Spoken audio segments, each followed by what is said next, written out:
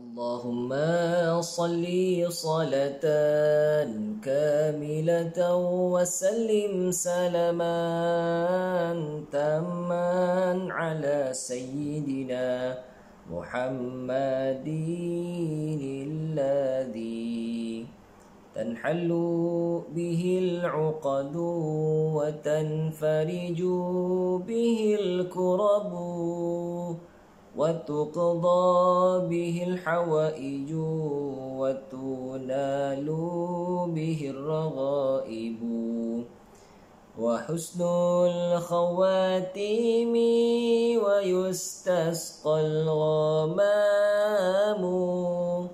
بوجهه الكريم وعلى آله وصحبه في كل لمحة ونفس بعدد كل معلوم لك.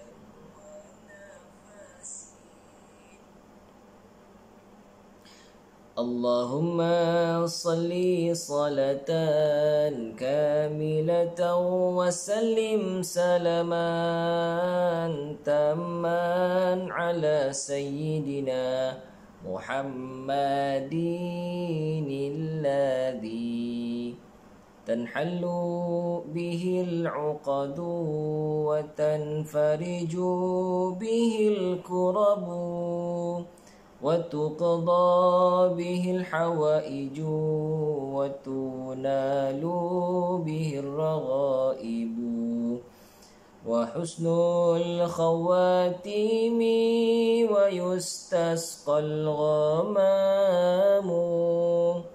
بوجهه الكريم وعلى آله وصحبه في كل لمحة ونفس بعدد كل معلوم لك. اللهم صل صلاة كاملة وسلم سلاما تاما على سيدنا محمد الذي تنحل به العقد وتنفرج به الكرب وتقضى به الحوائج وتنال به الرغائب وحسن الخواتيم ويستسقى الغمام بوجهه الكريم وعلى آله وصحبه في كل لمحة ونفس بعدد كل معلوم لك. اللهم صل صلاة كاملة وسلم سلاما تاما على سيدنا محمد الذي تنحل به العقد وتنفرج به الكرب وتقضى به الحوائج وتنال به الرغائب وحسن الخواتيم ويستسقى الغمام بوجهه الكريم وعلى آله وصحبه في كل لمحة ونفس بعدد كل معلوم لك. Allahumma salli salatan kamilatan wa sallim salaman tamman ala sayyidina Muhammadin alladhi تنحل به العقد وتنفرج به الكرب وتقضى به الحوائج وتنال به الرغائب وحسن الخواتيم ويستسقى الغمام بوجهه الكريم وعلى آله وصحبه في كل لمحة ونفس بعدد كل معلوم لك اللهم صل صلاة كاملة وسلم سلاما تاما على سيدنا محمد الذي تنحل به العقد وتنفرج به الكرب وتقضى به الحوائج وتنال به الرغائب وحسن الخواتيم ويستسقى الغمام بوجهه الكريم وعلى آله وصحبه في كل لمحة ونفس بعدد كل معلوم لك اللهم صل على سيدنا Muhammad. InsyaAllah sahabat-sahabat dirahmati Allah Subhanahu wa taala sekalian, Assalamualaikum warahmatullahi wabarakatuh. Alhamdulillah, thumma alhamdulillah. Syukur kita kepada Allah Subhanahu wa taala. Masih lagi Allah kurniakan kita nikmat keimanan, nikmat Islam, nikmat sihat dan sebagainya untuk mengharungi, untuk menghadapi sesuatu ujian yang mana semua ditimpa ujian tersebut. InsyaAllah sama-samalah kita mengambil iktibar dengan apa yang berlaku di sebalik ujian tersebut. Terima kasih kepada Puan Suryati, terima kasih kepada Ustaz Khairul Rizal, terima kasih kepada Umi Rafi'ah Muhammad. InsyaAllah tajuk kita pada malam ini sekadar perkongsian ringkas sebelum kita melelapkan mata kita, rehat sementara untuk berjumpa pada esok pagi, melunaskan tanggungjawab yang ada, insyaAllah. Hikmah di sebalik ujian, siri yang pertama. Okey. Bila kita sebut dengan ujian, ramai yang menganggap ia satu musibah.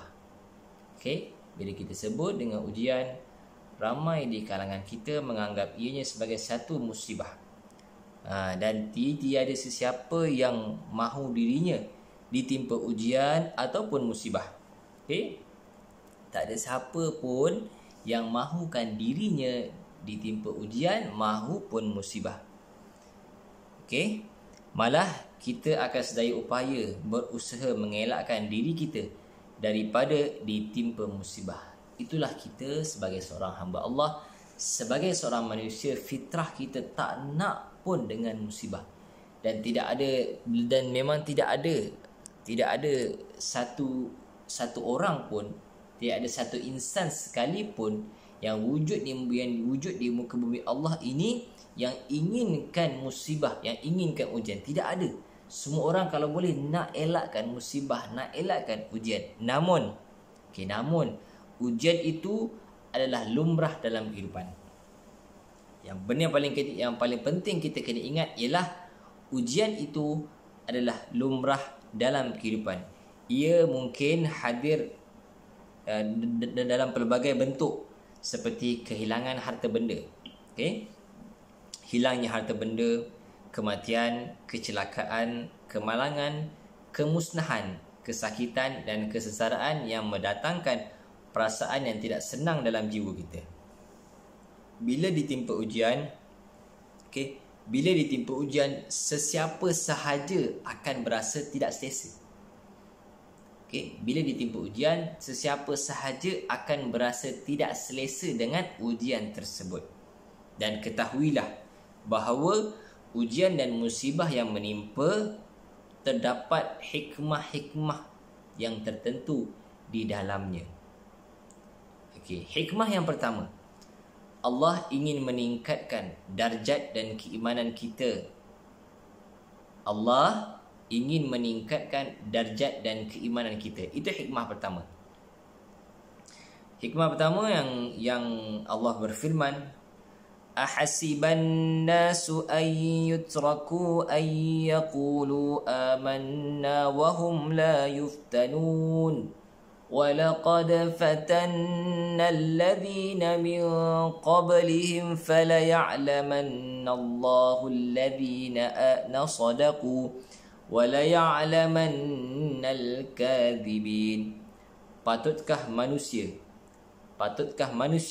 menyangka bahawa mereka akan dibiarkan dengan hanya berkata kami beriman,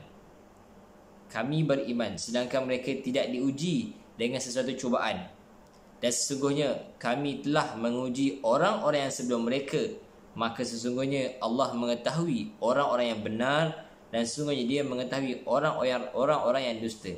Surah Al-Ankabut ayat 2 hingga 3. Ibnu Kathir menerangkan ayat ini bahawa Allah akan sentiasa memberi ujian kepada hamba-hambanya yang beriman sesuai dengan tingkatan keimanan yang mereka miliki selama ini. Sesuai dengan tingkatan keimanan yang mereka miliki selama ini. Musibah didatangkan untuk meningkatkan keimanan dan kehebatan ataupun martabat seseorang di sisi Allah. Apabila diuji, kita akan mendekatkan diri dan kebergantungan kita kepada Allah. Yakinlah bahawa tidak ada yang berlaku suatu musibah kecuali dengan kehendak Allah Subhanahu wa taala. Sahabat-sahabat yang dirahmati Allah Subhanahu wa taala sekalian, para sahabat Facebook, apakah pandangan kita sekarang ini tentang ujian yang hadir kepada kita? Adakah kita menuding jari, mengatakan orang ini salah dan orang ini salah, ataupun bagaimana? Itulah dia yang disebutkan dalam Al-Quran. Allah akan menimpakan ujian ataupun musibah itu kepada mereka yang betul-betul berkemampuan untuk menanggung akan musibah tersebut.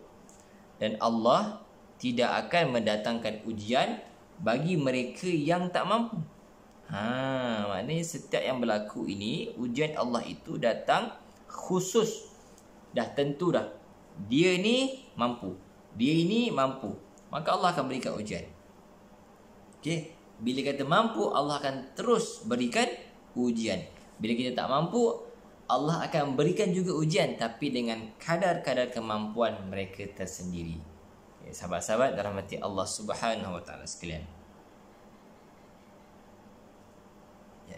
Lain tak clear ni.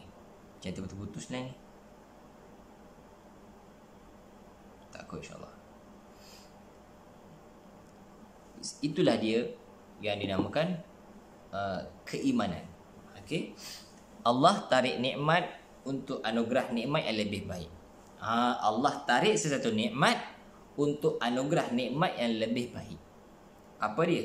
Setiap nikmat yang Allah kurniakan kepada kita, hanya Allah yang mengetahui mana yang lebih baik buat kita. Ada nikmat yang ditarik kembali oleh Allah yang mungkin baik pada kita, namun di sisi Allah sebaliknya. Ada juga nikmat yang Allah nak gantikan dengan nikmat yang lebih sesuai dan lebih baik buat kita. Sesungguhnya nikmat Allah terlalu banyak dan tidak mampu untuk dihitung.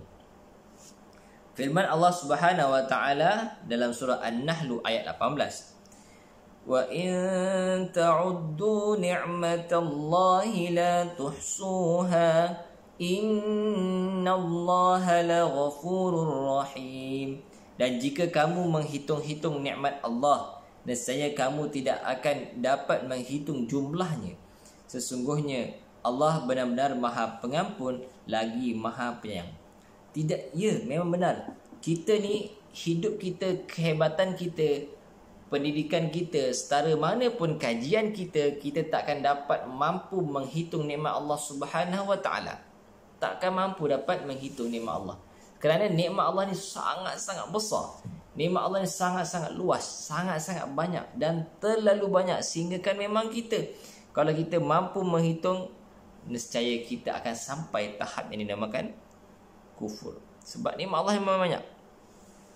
Nikmat Allah ni hanya kita mampu ucap dengan Alhamdulillah.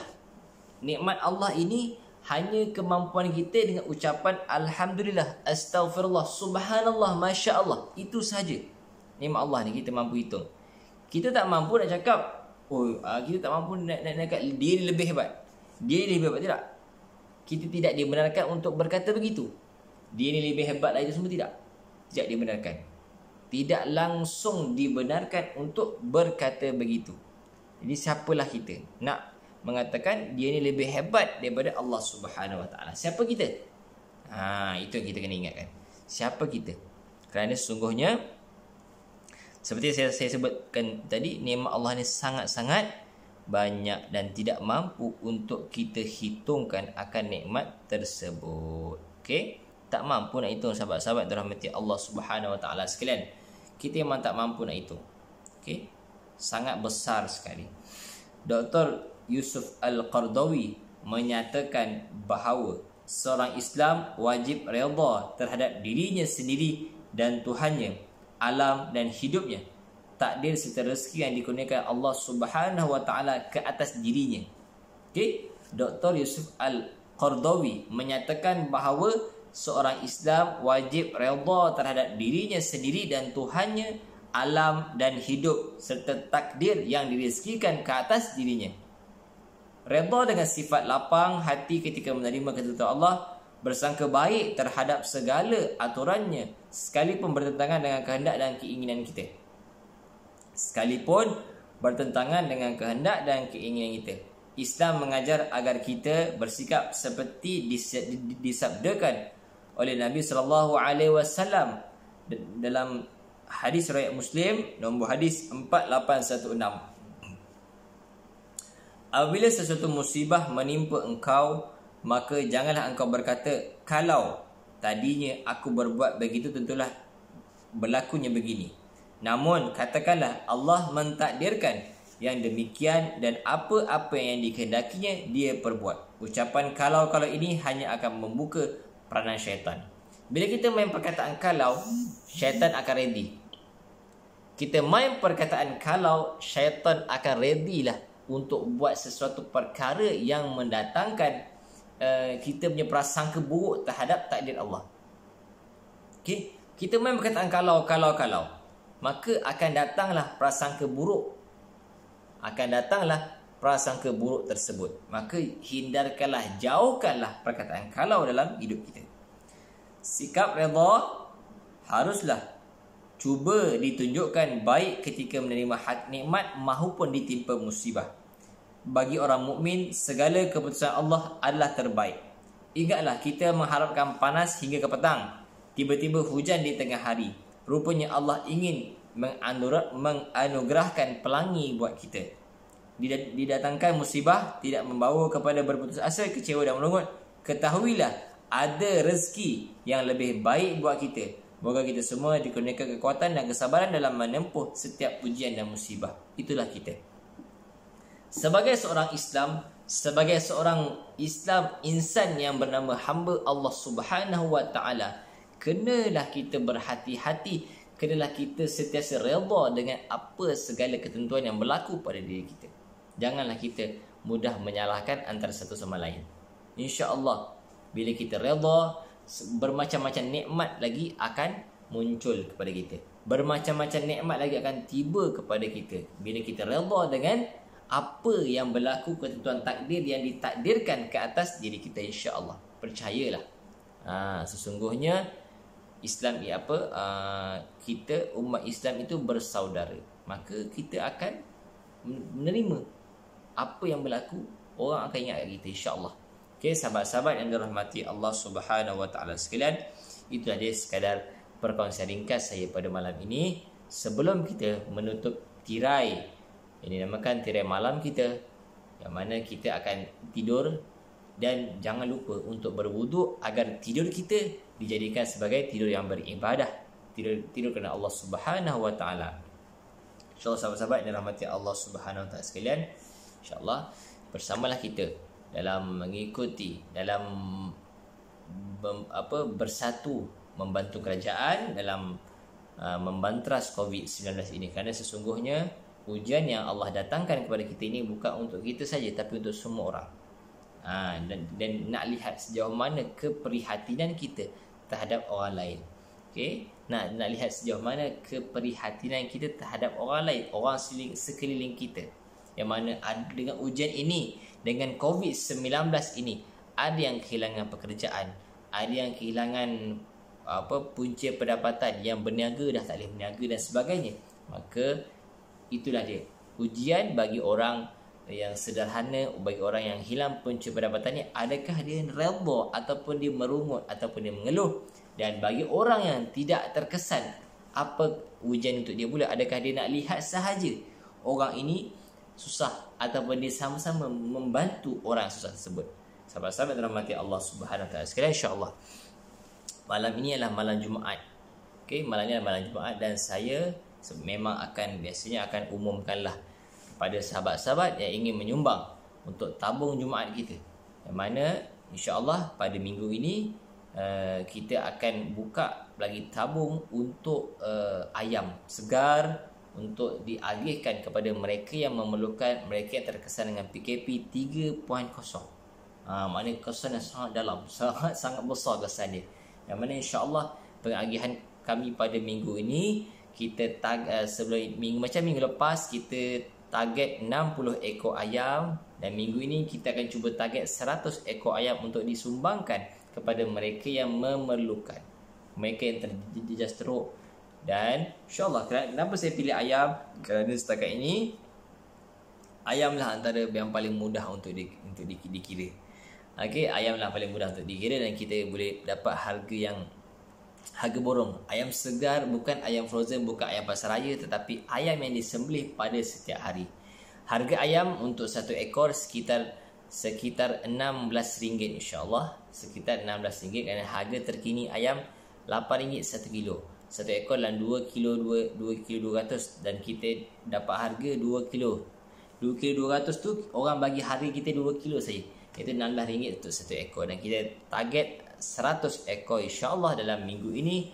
Jom sama-sama kita sumbangkan sedikit harta kita kepada tabung yang akan saya linkkan di bawah ini. Mudah-mudahan kita sama-sama dapat manfaatnya, sama-sama kita dapat berkongsi apa yang ada buat mereka yang terkesan di luar sana, insya-Allah.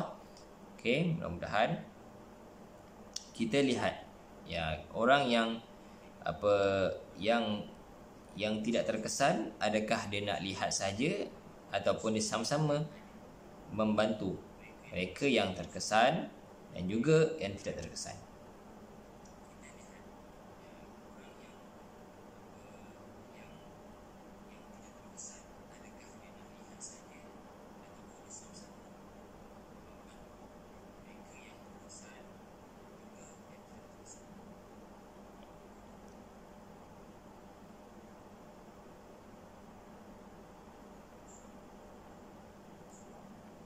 InsyaAllah sahabat-sahabat, okay, saya dah letak kat bawah. Mudah-mudahan kita bersamalah. Okay. Okay, terima kasih kepada sahabat-sahabat yang bermasuk, iaitu Tuan Faizul Mokhtar. Terima kasih kepada yang bermasuk, Faizul Mokhtar. InsyaAllah kita bersama dalam perjuangan ini. Kita sama-sama berkongsi dalam perjuangan ini, insyaAllah. Dan banyak sebenarnya cerita-cerita yang ingin saya kongsikan di sepanjang program yang saya lakukan ini. terlalu banyak cerita-cerita yang ingin saya kongsikan, namun tidak mampu untuk dikongsikan kerana ada setengah cerita tu cerita yang teramat sedih sekali. Yang gembira-gembira lah, yang sedih Masya Allah. Itu yang kita tak mampu. Seperti hari ini, pada petang ini, sebelum maghrib tadi, saya mendapat satu permohonan, mana permohonan kita adalah permohonan bantuan bekalan asas untuk makan.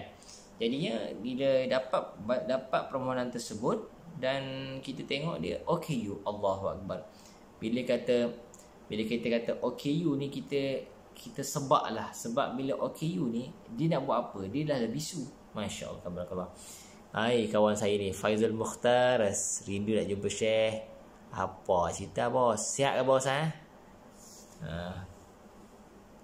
Okay, kalau kita kalau dah nama dia OKU dan bisu, dia macam mana dia nak berkomunikasi dengan orang untuk mendapatkan sumber bekalan. Dan tentunya bendera putih lah pilihan terakhir dia. Maka dia di sini saya bersama tim berusaha untuk mengelakkan, untuk bagi orang tak sempat angkat bendera putih. Tak sempat angkat makanan sampai, insya-Allah.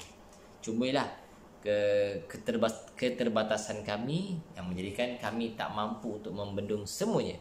Apapun, terima kasih kepada semua yang menyokong perjuangan ini, semua yang menyokong, yang sama-sama bantu tengok kiri, tengok kanan, sampai susah kita terus. InsyaAllah sahabat-sahabat yang dirahmati Allah Subhanahu Wa Taala sekalian, banyak kisahnya yang akan saya kongsikan, tapi malam ni insyaAllah esok hari saya akan cuba tuliskan, ataupun kalau sempat saya akan buat live pula esok hari. Dan kepada sahabat-sahabat di luar sana yang ingin sama-sama bantu, saya buat jualan madu. Jadi jualan madu yang saya buat, saya bukan buat jualan madu, saya ada jualan madu biskut, minyak wangi. Jualan jualan tersebut, sekiranya tuan-tuan dan sahabat saya beli, saya bukannya beli tu tak dapat. Beli tu dapat, benda tu dapat. Cuma saya nak bagi tahulah, membeli sambil membantu. Mana di setiap keuntungan madu tersebut, sebahagiannya saya akan salurkan kepada tabung kebajikan umum yang saya letak link kat bawah tu. Kita sama-sama membantu. Dengan jualan madu, insya-Allah sahabat-sahabat yang membeli madu, saya akan bagi madu, dan sebahagian keuntungan jualan itu akan saya kongsikan kepada tabung kebajikan umum. Oleh itu, sama-sama kita kongsikan video ini, sama-sama kita kongsikan agar lebih ramai lagi di luar sana yang akan berusaha untuk menyumbang bersama dengan kami. Kerana permohonan kami setiap hari memang ada permohonan. Setiap hari ada. Pernah sekali permohonan kami mencecah 100 orang, 100 keluarga terkesan, tapi kemampuan kami sekitar 30 ke 40 keluarga terkesan saja. Itu pun kosnya dah besar, sangat-sangat besar. Iaitu kos dia 40 family mencecah 6 ke 7 ribu. Kalau satu family itu 100 lah. Kalau lebih dari 100, ikan lagi, ayam lagi. Kalau ada ikan dan ayam, kita tak akan bagilah yang lain. Contohnya kalau ada ikan, tak bagi ayam. Kalau ada ayam, tak bagi ikan. Itulah kita akan win-win station 2 tu. InsyaAllah, terima kasih kepada semua. Mudah-mudahan Allah kurniakan keberkatan dan kerahmatan buat kita. Dan yang terakhir, sebelum saya tutup kita yang perkongsian, bila memandangkan COVID ni, hari ni 13,000 lebih, maka di sini saya juga ingin kongsikan korban di Mekah masih lagi ada beberapa kekosongan untuk unta, dan untuk kambing kita masih buka lagi kepada yang berhajat sehingga 2 hari sebelum raya. Untuk kambing, untuk unta tu kita tengok keadaan. Kemungkinan tak ada, insyaAllah. Dan untuk korban, yang saya share link bawah untuk korban. Alhamdulillah. Untuk korban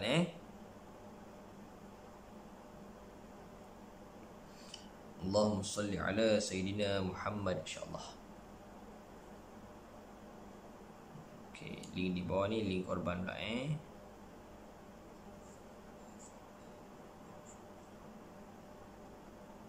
insyaAllah. Itu yang tu link korban. Kepada yang berhajat, boleh terus tekan link. InsyaAllah kita akan uruskan sebaik mungkin. Kerana korban adalah ibadat tahunan. Okay, korban adalah ibadat tahunan kita, insya-Allah.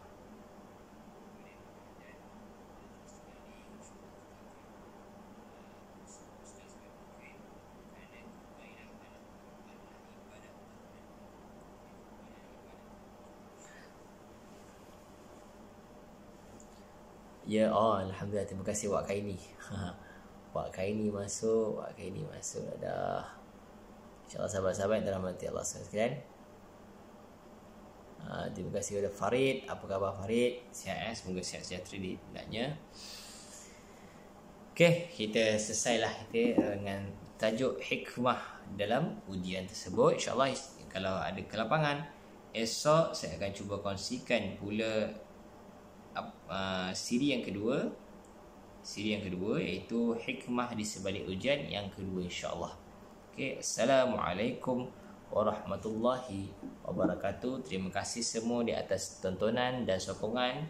Mudah-mudahan Allah kurniakan kita keberkatan dan kerahmatan dan digunakan kita syurga Firdaus di atas kita berkongsi dan bersama mendengar sedikit perkongsian, dan juga kita menerima redha Allah Subhanahu Wa Taala. Maknanya kita setiap perkara yang berlaku kita taat dan kita redha, kita terima seadanya, insya-Allah. Rezekilah buat kita syurga itu. Okey, assalamualaikum warahmatullahi wabarakatuh.